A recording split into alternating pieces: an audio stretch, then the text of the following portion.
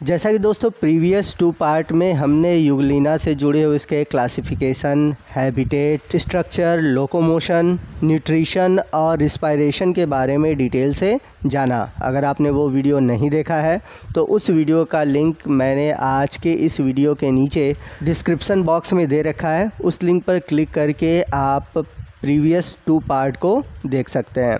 तो आज के इस वीडियो में हम डिस्कस करने वाले हैं यूग्लिना से जुड़े हुए इसके ऑस्मो रेगुलेशन और एक्सक्रीशन के बारे में, और साथ ही साथ यूग्लिना के बिहेवियर के बारे में जानेंगे कि ये अलग अलग लाइट में किस तरह का बिहेवियर शो करता है। तो सबसे पहले हम बात करते हैं इसके ऑस्मो रेगुलेशन और एक्सक्रीशन की।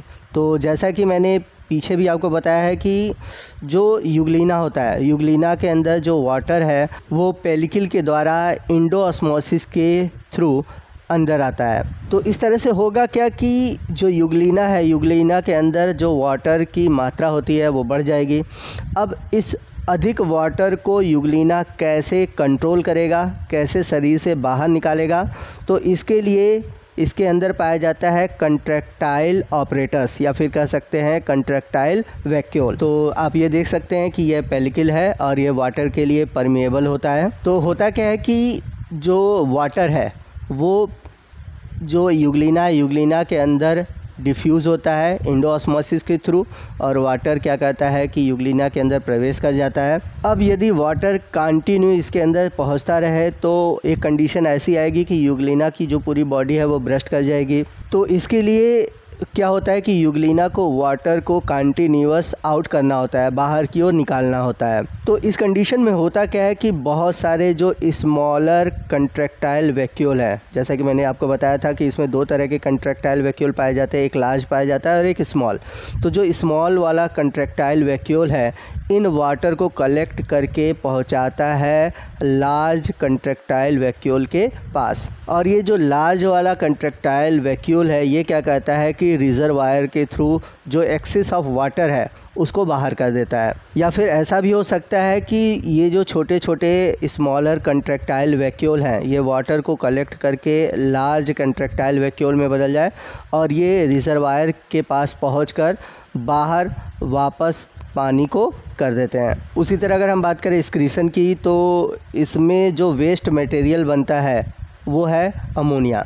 तो ये जो अमोनिया है या फिर जो एक्सक्रीटरी प्रोडक्ट है वो भी क्या कहते हैं कि इस कंट्रैक्टाइल वैक्यूल में चले जाते हैं। तो वाटर के साथ साथ ये जो एक्सक्रीटरी प्रोडक्ट है वो भी इस स्मॉलर कंट्रैक्टाइल वैक्यूल में जाते हैं और वही जाकर मतलब कि रिजर्वायर के पास जाकर वो बाहर की ओर निकाल दिए जाते हैं। तो वाटर अगर एक्सेस हुआ तो भी, या फिर जो अमोनिया या जो वेस्ट प्रोडक्ट है वो भी इन स्मॉलर कंट्रैक्टाइल वैक्यूल के द्वारा कलेक्ट होते हैं, कलेक्ट होकर लार्ज कंट्रैक्टाइल वैक्यूल के पास जाते हैं, और लार्ज कंट्रैक्टाइल वैक्यूल क्या करता है कि रिजर्वायर के थ्रू इन वेस्ट प्रोडक्ट को और एक्सेस ऑफ वाटर को बाहर निकाल देता है। अब हम नेक्स्ट बात करते हैं इनके बिहेवियर की। तो बिहेवियर इनका हम देखेंगे लाइट में। तो जब लाइट क्या हो, बहुत अधिक हो यानी कि स्ट्रॉन्ग लाइट हो या फिर सैडी एरिया हो, तो अगर हम इनका पॉजिटिव रिएक्शन देखें तो ये न तो बहुत अधिक स्ट्रॉन्ग लाइट की ओर मूव करते हैं और न ही बहुत सैडी एरिया यानी कि छांव की ओर मूव करते हैं। ये मॉडरेट लाइट की ओर मूव करते हैं, यानी कि जहाँ पर ऐसा एरिया हो जहाँ पर न तो बहुत अधिक लाइट हो न तो बहुत कम लाइट हो, उस एरिया की ओर जाते हैं।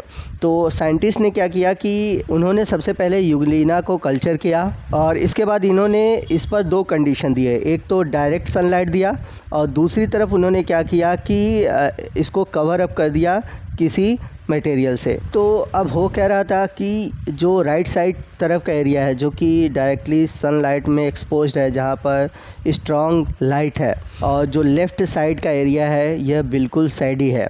तो देखा गया कि ये जो यूग्लिना थे जिस तरफ स्ट्रॉन्ग लाइट थी वहाँ पर नहीं पाए गए, और जिस तरफ बहुत ज़्यादा सैडी एरिया था यानी कि बहुत अधिक छांव था वहाँ पर भी नहीं थे। परंतु ये जो मॉडरेट एरिया है यानी कि बहुत अधिक लाइट और बहुत अधिक छांव के बीच का जो एरिया है वहाँ पर यूग्लिना अधिक मात्रा में देखे गए। तो होता क्या है कि स्ट्रॉन्ग लाइट की वजह से यूग्लिना का जो क्लोरोप्लास्ट है, ठीक है ना, जब बहुत अधिक शार्प लाइट पड़ती है, बहुत अधिक लाइट पड़ती है, तो क्लोरोप्लास्ट जो होता है यूग्लिना का वो ब्लीच हो जाता है। तो इस वजह से ये मॉडरेट लाइट की ओर पाए जाते हैं। तो इस तरह से ये जो यूग्लिना है ये पॉजिटिव बिहेवियर देते हैं मॉडरेट लाइट की ओर। अगला जो बिहेवियर देखेंगे वो हम देखेंगे शॉक रिएक्शन की ओर।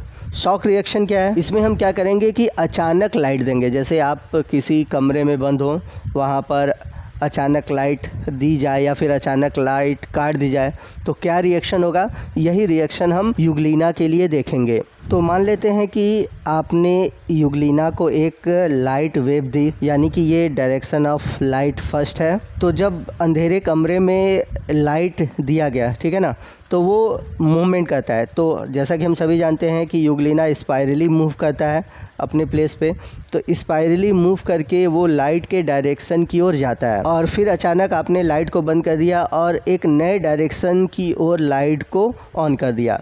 तो अब क्या करेगा, यूग्लिना दूसरे डायरेक्शन की ओर, जिधर से लाइट आ रही है उस साइड मूव करता है। तो इस तरह से जब इसको शॉक रिएक्शन दिया जाता है तो ये क्या करता है कि ट्रायल एंड एरर बिहेवियर को शो करता है, यानी कि ये चारों तरफ से मूव करता है, चारों तरफ मूव करता है, ओरिएंट करता है और नए डायरेक्शन को खोजता है और ऐसे डायरेक्शन को खोजता है जो कि उसके लिए सूटेबल हो। तो शॉक रिएक्शन में यही होता है कि आप एक डायरेक्शन पे लाइट दे रहे हो, अचानक लाइट बंद कर दिया, दूसरे तरफ से स्टार्ट किया, तो ये अपने आप को ओरिएंट करता है, ट्रायल एंड एरर के माध्यम से ये नए डायरेक्शन को खोजता है। इसके बाद अगला जो बिहेवियर है वो है अवॉइडिंग रिएक्शन, यानी कि यहाँ पर हम कुछ मैकेनिकल, थर्मल या फिर केमिकल स्टिमुलेशन देते हैं।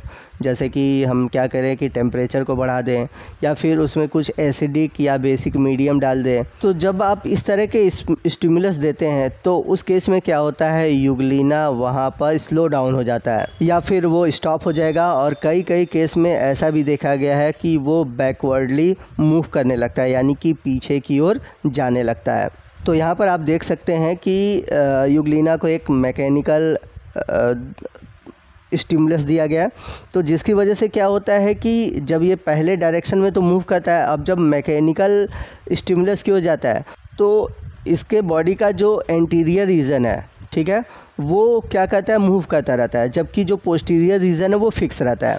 तो यहाँ पर आप देख सकते हैं इसका जो एंटीरियर रीजन है वो सर्कुलर मोशन में मूव कर रहा है और यहाँ पर भी यूग्लिना ट्रायल एंड एरर का कॉन्सेप्ट फॉलो करता है और वहाँ से निकल जाता है, यानी कि उस स्टिमुलस को अवॉइड करता है। तो जैसा कि आप देख सकते हैं 7वें नंबर पर वहाँ पर जो यूग्लिना है उस स्टिमुलस से निकल गया। तो दोस्तों इसी के साथ हमारा आज का ये वीडियो ख़त्म होता है। आपको आज का ये वीडियो कैसा लगा कमेंट करके ज़रूर बताइएगा। वीडियो अच्छा लगा हो तो वीडियो को लाइक और शेयर करना मत भूलिएगा। और यदि आप चाहते हैं कि 5th सेमेस्टर से मैं किसी और भी टॉपिक पर वीडियो बनाऊँ तो प्लीज़ आप कमेंट करिएगा, मैं पूरी कोशिश करूँगा कि उस टॉपिक पर वीडियो बनाऊँ। तो मिलते हैं अगले वीडियो में अगले टॉपिक के साथ, तब तक के लिए जय हिंद, जय भारत।